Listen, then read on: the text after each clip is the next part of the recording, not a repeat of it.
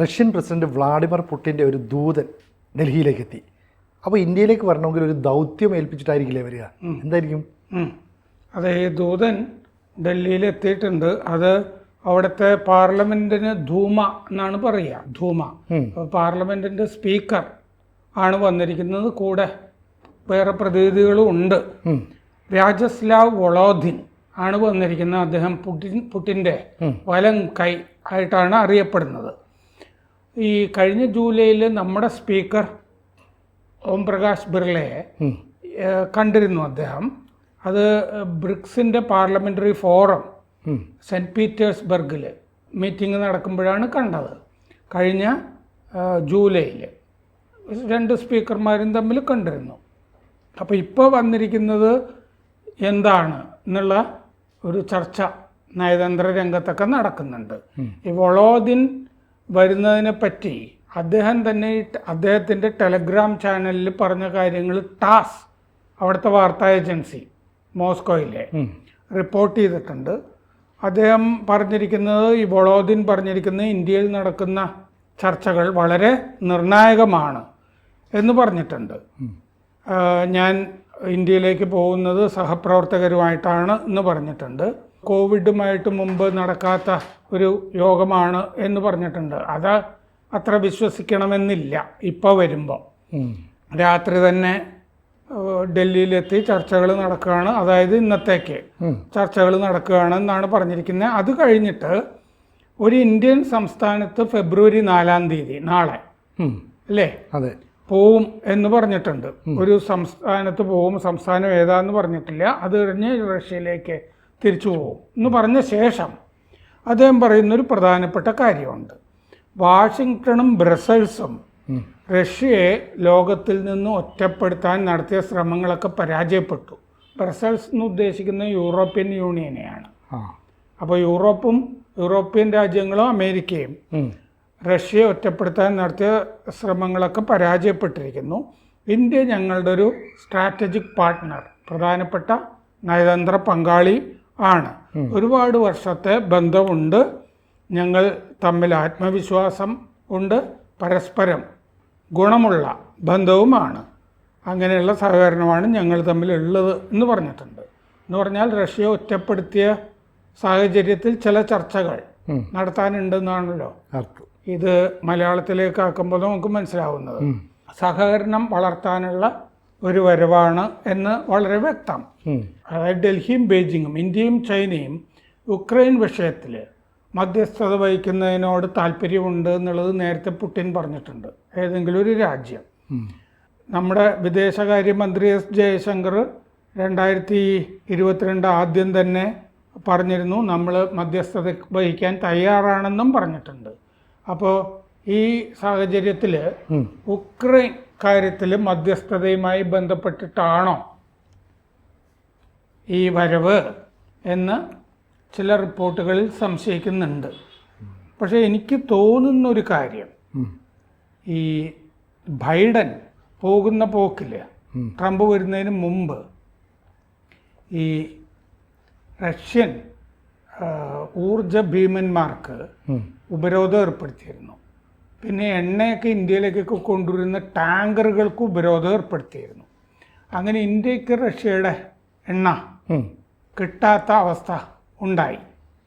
അപ്പോൾ റഷ്യക്ക് വലിയൊരു കച്ചവടം പൂട്ടിപ്പോവുകയാണല്ലോ. അതെ, യൂറോപ്പിലേക്ക് ഇല്ല. കാരണം യുക്രൈൻ വഴിയാണ് പൈപ്പ് ലൈനുകൾ ഉണ്ടായിരുന്നത്. അത് യുക്രൈൻ അതിൻ്റെ കരാർ പുതുക്കുന്നില്ല എന്നും പറഞ്ഞു.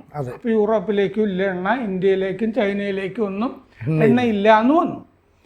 ഈ സാഹചര്യത്തിൽ ട്രംപ് മടങ്ങി വന്നിരിക്കുന്നു അമേരിക്കയിൽ. അപ്പോൾ മോദി താമസിയാതെ അമേരിക്കയിലേക്ക് പോകുന്നുണ്ട് ട്രംപിനെ കാണാൻ. ഇന്നിപ്പോൾ മറ്റേ നെതന്യാഹു അമേരിക്കയിൽ എത്തുന്നുണ്ട്. പിന്നെ രണ്ടാമത്തെ, അദ്ദേഹമാണ് ആദ്യത്തെ വിദേശ ഒരു രാജ്യത്തെ പ്രമുഖൻ എത്തുന്നത്. രണ്ടാമത്തെ ആൾ മോദി ആയിരിക്കും. അപ്പോൾ മോദി അമേരിക്കയിൽ ചെല്ലുമ്പോൾ ട്രംപിനോട് പറയേണ്ട കാര്യങ്ങൾ വിനിമയം ചെയ്യാൻ വന്ന ദൂതനാകാനാണ് സാധ്യത. റഷ്യക്ക് എന്താണോ പറയാനുള്ളത് അത് മോദി വഴി അവിടെ എത്തിക്കുക. റഷ്യക്കും മ്യൂച്വലി ബെനിഫിഷ്യൽ ആയിട്ടുള്ള കാര്യങ്ങൾ, ഇന്ത്യക്കും റഷ്യയ്ക്കും ഗുണമുള്ള കാര്യങ്ങൾ. ആ ആ ആ. അത് ഒന്ന് അവിടെ ഉണർത്തിക്കണം എന്ന് പറയാൻ വേണ്ടിയിട്ടാണ് വന്നിരിക്കുന്നതെന്നാണ് ഞാൻ കരുതുന്നത്. പ്രത്യേകിച്ചും എണ്ണയുടെ കച്ചവടം നമുക്കും നല്ലതാണ്, റഷ്യക്കും നല്ലതാണ്, നമുക്ക് വില കുറച്ച് കിട്ടുന്ന. ഇപ്പം നമ്മൾ പക്ഷേ റഷ്യയായിട്ടുള്ള കച്ചവടം ഒന്ന് നിർത്തി വെച്ചിരിക്കുകയല്ലേ അമേരിക്കയുടെ ചില സമ്മർദ്ദങ്ങൾ കൊണ്ട്. അതുമാത്രമല്ലല്ലോ, ഈ എണ്ണ കിട്ടാത്തതിൻ്റെ കാര്യം എന്താണെന്ന് വെച്ച് കഴിഞ്ഞാൽ ബൈഡനാണ് ആ പോകുന്ന പോക്കിൽ ഉപരോധം ഏർപ്പെടുത്തിയിരുന്നത്. അപ്പോൾ ബൈഡനാണ് ഈ വൃത്തികേട് കാണിച്ചതെന്ന് പറഞ്ഞാൽ തന്നെ ട്രംപൊന്നും ഉണരുമല്ലോ, ട്രംപിൻ്റെ ഒരു നിതാന്ത ശത്രു എന്നുള്ള നിലയ്ക്ക്. അപ്പോൾ എണ്ണ കമ്പനികൾക്കും ടാങ്കറുകൾക്കും ഉപരോധം ഏർപ്പെടുത്തിയപ്പോൾ ചൈനയ്ക്കും ഇന്ത്യക്കും ഒന്നും കിട്ടില്ല. നമ്മൾ പശ്ചിമേഷ്യയിൽ നിന്നോ ആഫ്രിക്കയിൽ നിന്നോ ഒക്കെ വാങ്ങണം എന്നുള്ള അവസ്ഥ വന്നു പഴയ പോലെ. ഇറാനും കച്ചവടം നടത്താൻ പറ്റില്ലല്ലോ, ഉപരോധമുണ്ട്. അപ്പം നമ്മൾ പഴയ പോലെ സൗദിയുടെ കയ്യിൽ നിന്നൊക്കെ മേടിക്കേണ്ട അവസ്ഥയിൽ വന്നു. വില കൂടിയ എണ്ണ മേടിക്കണം. അപ്പോൾ റഷ്യൻ ഉൽപ്പാദകർക്കും റഷ്യയുടെ കപ്പലുകൾക്കുമൊക്കെ ഉപരോധം ഏർപ്പെടുത്തിയിരുന്നു. റഷ്യക്ക് അതിൻ്റെ പ്രാഥമിക കസ്റ്റമർമാർക്ക് മാത്രമേ വിൽക്കാൻ പറ്റുള്ളൂ, തൊട്ടടുത്തുള്ളത്. ഇത് ഉപരോധം ഏർപ്പെടുത്തിയത് അവിടുത്തെ പ്രധാനപ്പെട്ട എല്ലാ ഉൽപാദക കമ്പനികൾക്കും ഏർപ്പെടുത്തിയിരുന്നു ഉപരോധം. നമ്മൾ എന്താണെന്ന് വെച്ച് കഴിഞ്ഞാൽ വില കൂടിയ എണ്ണ വാങ്ങണം എന്നുള്ള അവസ്ഥയും വന്നു. ഓയിൽ ജയൻറ്റ് ഗാസ്പ്രോം നെഫ്റ്റ് എന്ന് പറഞ്ഞ കമ്പനി, അതാണ് ഏറ്റവും വലിയ കമ്പനി, ഗാസ്പ്രോം നെഫ്റ്റ്. പിന്നെ സുർജൂത്ത് നെഫ്റ്റ് ഗ്യാസ്, ഈ രണ്ട് ഊർജ ഭീമന്മാർക്ക് കമ്പനികൾക്ക് 183 കപ്പലുകൾക്ക് എണ്ണ ടാങ്കറുകൾ, അങ്ങനെയാണ് ഉപരോധം ഏർപ്പെടുത്തിയിരുന്നത്. ഒരു മാസം തന്നെ ചൈനയ്ക്ക് 9 ലക്ഷം ബാരൽ ഒരു ദിവസം പെർ ഡേ റഷ്യ കൊടുക്കുന്നുണ്ടായിരുന്നു. കഴിഞ്ഞ 11 മാസം ഇന്ത്യയുടെ ഇറക്കുമതി 4.5% കൂടിയിരുന്നു. പിന്നെ 1.764 മില്യൺ ബാരൽസ് എന്ന് പറയുമ്പോൾ ഒരു 20 ലക്ഷം ബാരലോളം പെർ ഡേ നമുക്ക് വരുന്നുണ്ടായിരുന്നു. നമ്മുടെ ഒരു 40-42% എണ്ണ ഇറക്കുമതിയുടെ മുമ്പ് 2%, 3% ആയിരുന്നത് 40-42% കൂടിയിരുന്നു റഷ്യയിൽ നിന്നുള്ള ഇറക്കുമതി. അപ്പോൾ ആ സാഹചര്യത്തിലാണ് ഈ ഉപരോധം ഏർപ്പെടുത്തി നമ്മളുടെ കച്ചവടം പൂട്ടിച്ചത് റഷ്യയുടെ.